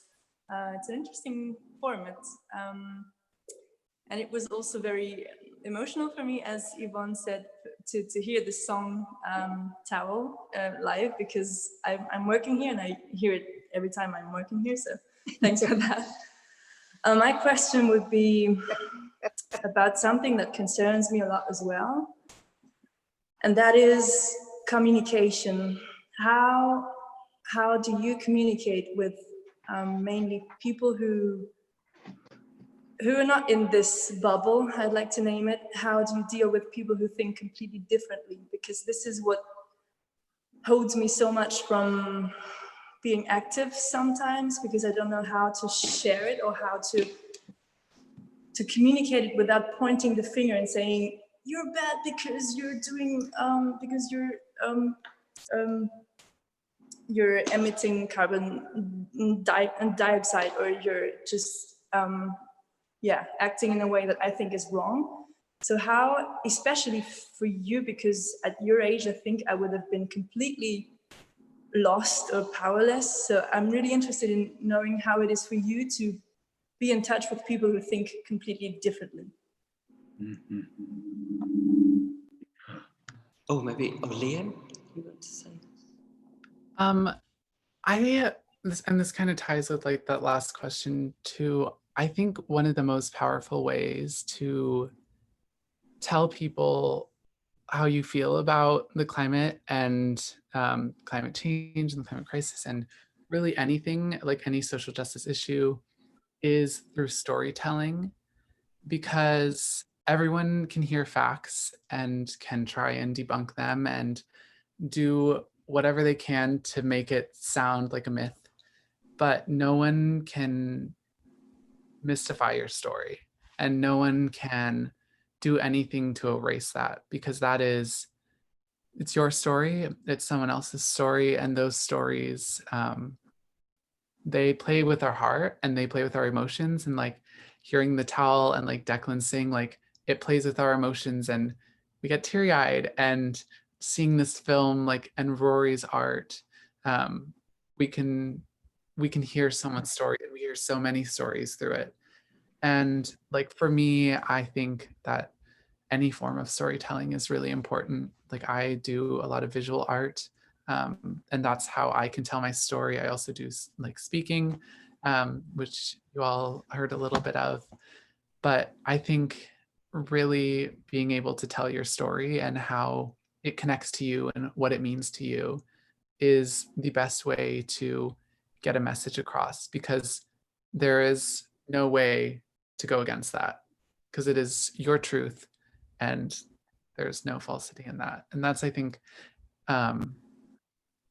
what is sometimes missed in this movement is people sometimes just go in with the statistics and all of this stuff. But if you go in with story and love and empathy, you can get a lot more done. Thank you so much, Liam. How about you, Eric? How do you deal with that question of the bubble, speaking outside? I think what came to mind when you started asking that was the fact that a lot of people I know who like maybe have family members who are like ignorant or things like that, is they just like don't talk to them. But I think the danger with that is just like that doesn't help growth happen. So like having difficult conversations is important, and like just like being honest and like not like just kind of maybe like, forgive my language, just like ignore the bullshit and like get to the heart of the matter. Like you have to speak from your heart. That's the only way people are going to listen to you. And like compassion's the way. Obviously there's like times when people get angry and that's justified.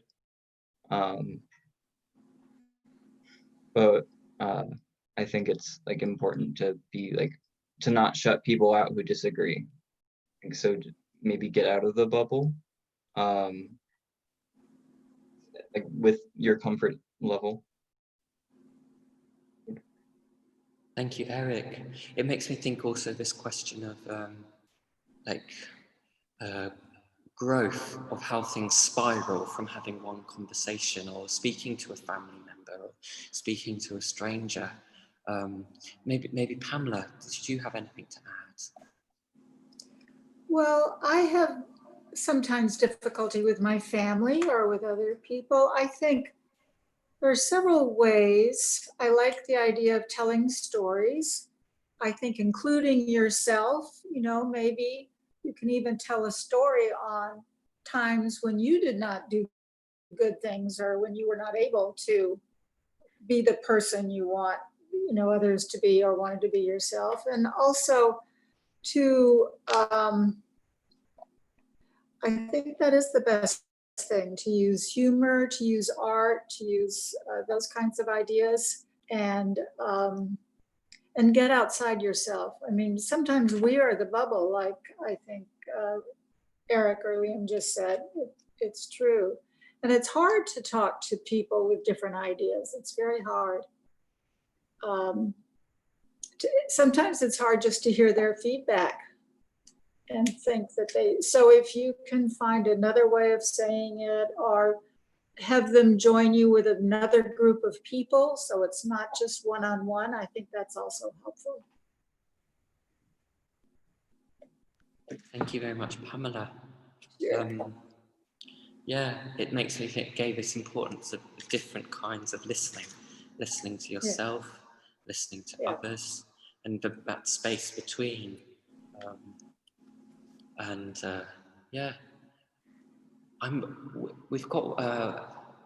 just going to ask one more question to each one of the group. And we started with Liam's speech with this question of today, the urgency of today, and then the forever. And I wondered if we just finish with this. This is one part of the conversation. We'll be doing this again, hopefully, in a few weeks in Berlin. But what does this forever, this today and forever, or forever and today mean to you? Piper. For me, I know that I have so much growing to do as a person. I started this journey with this documentary last year, and I was so naive and young, and I see myself now like flashing on the screen, and like just how my mindset has changed, and how like the way I speak has changed, and the way I hold myself.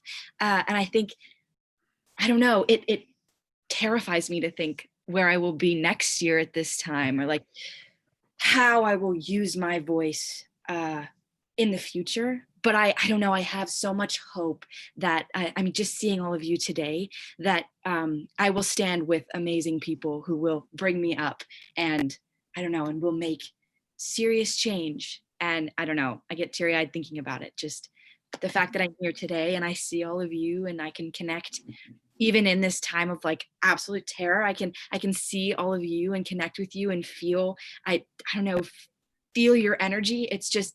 It's really amazing and heartwarming. So thank you. Thank you, Piper. How about you, Declan? I guess today has been awesome, and the past year has been awesome, just to meet a ton of individuals who are so inspiring. And I think as we learn and grow as a community, not just in Boise, but all throughout the world, more people will be able to share their stories, to be able to show their artwork, show their music, and promote themselves, and really truly find a group of people that are their group of people that inspire them and motivate them and lift them up, because I think everybody deserves to have that. And as we grow, people are starting to become more open-minded and learn about each other, and people from different races, people from different communities, people of all kinds of people of different religions, stuff like that. And I hope for the future to just be super open, and for everyone to truly have like a place, a spot for that they belong, and feel like they are listened to and that they have a voice. Thank you so much, Declan. How about you, Pamela? What does this today and forever mean to you?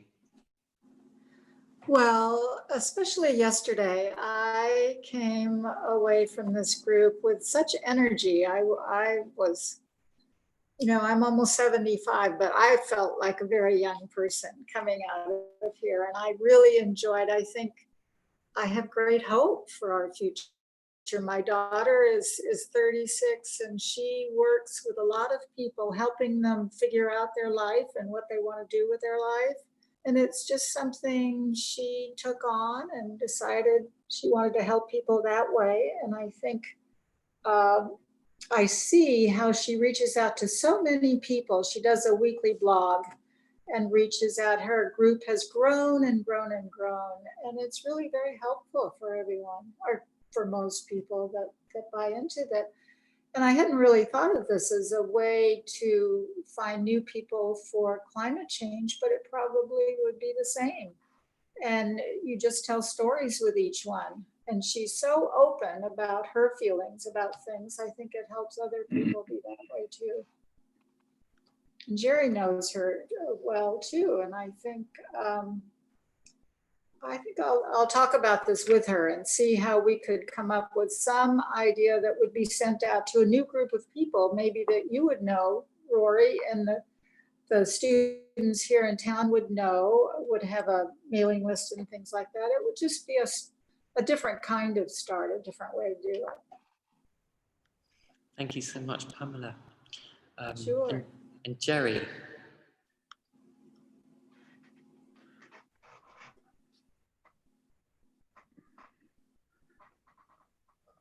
I couldn't do more than summarize what I've heard.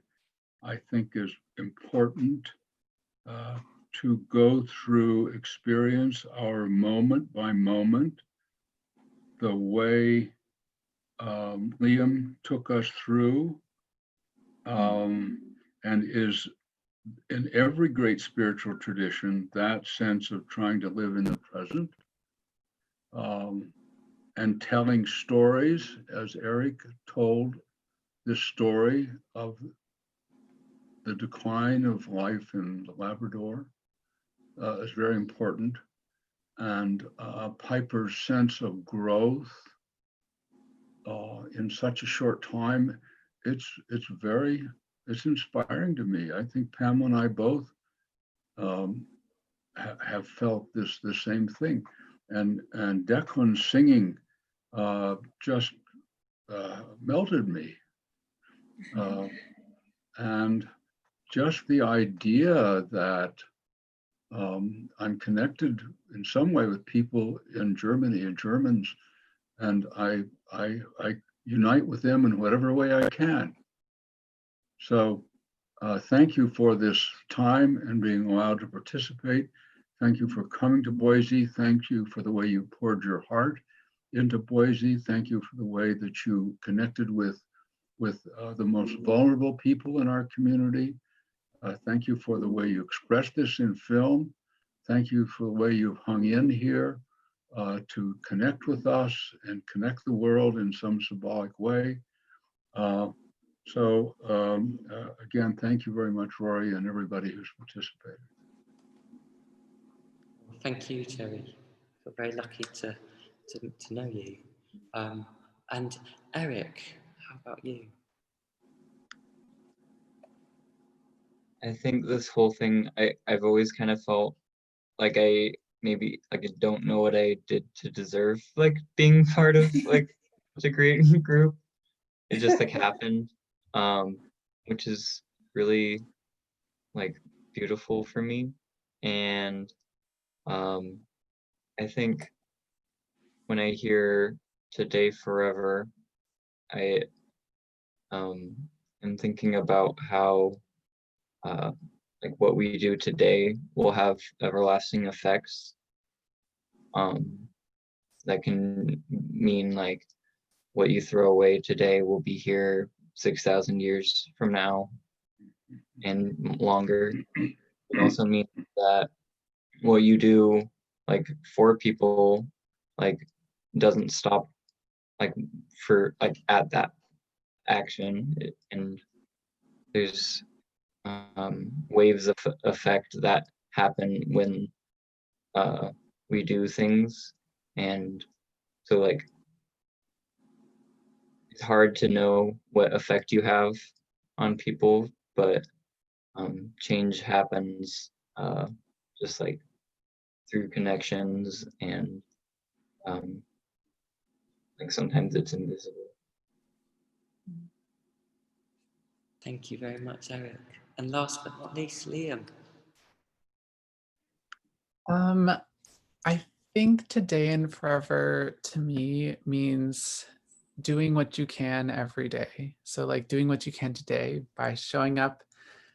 Today you did something, and by whatever you do in your everyday does something, and by educating others and passing on your values to other people, and continuing this legacy and this fight forever, because like I think like as we're future ancestors, what did we contribute and what did we fight for, and what did we add into the world, and what did we take from the world?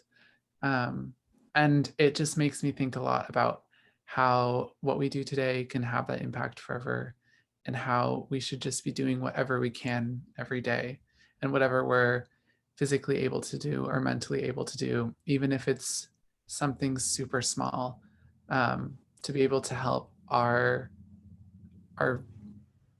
people and our families and the communities and the next ones, and our descendants. And I think like that is really what it means to me, like understanding that what we do today has a lot to do with forever. Thank you. Thank you so much, Liam. Thank you. And I just want to say, all of you, thank you. I just would add, like, one thing which I find quite difficult to hear is sometimes say that these conversations are idealistic. And I find this question of what idealism is difficult, because to me, this work is hard, and I appreciate all of you for all the time and energy you give to your activism, because I know the different things that you do and the time you put in, and whatever time is precious. All time is precious, even if it's 2 minutes, depending on what time you have. We all have very different experiences of time.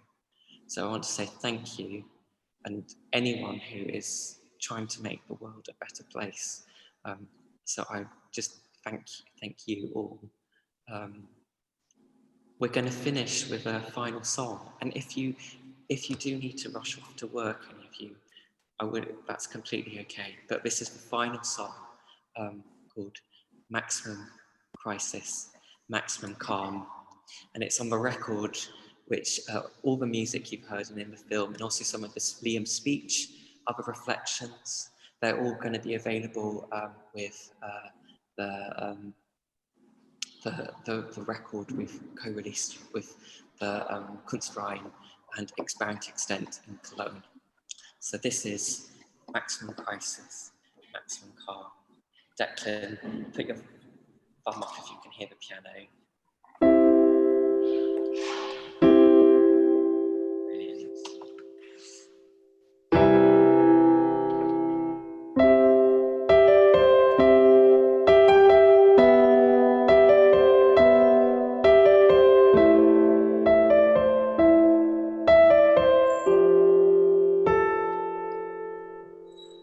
Play till we're tired, then I run away with you. Run till we fall like a waterfall should do.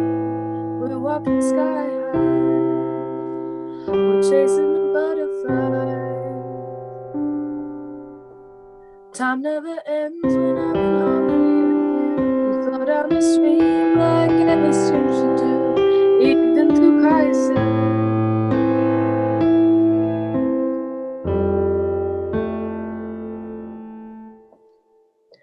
I wanna feel the way that I feel on the outside, because I resent the way that I feel on the inside. Calm and collected is the way that I wanna feel.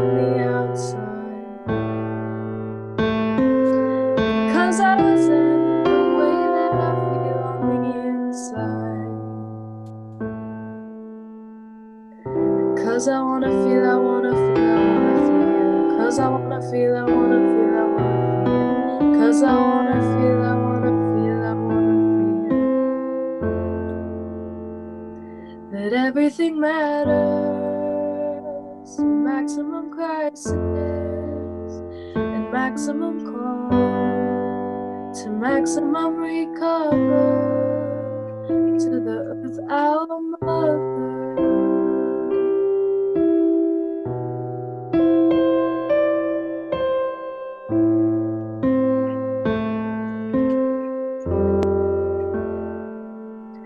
Even if time feels too fast, we'll take it slow.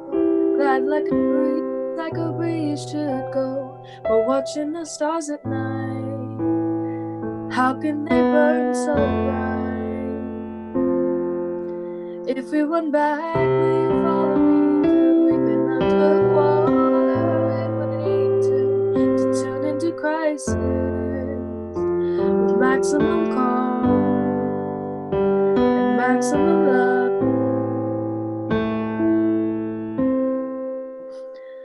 I wanna feel the way that I feel on the outside, because I resent the way that I feel on the inside. Calm and collected is the way that I wanna feel on the outside, because I resent the way that I feel on the inside.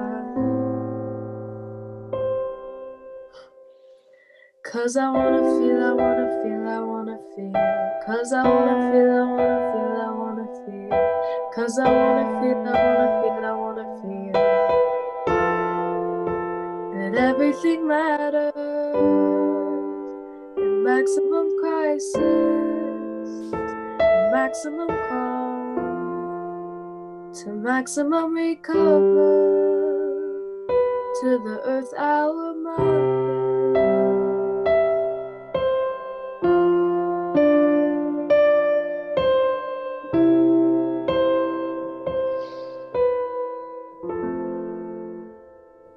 It might feel too easy to say, but I'm gonna, 'cause it's all that I can say, and I wanna maximum crisis, maximum calm, maximum recover to the earth, our mother.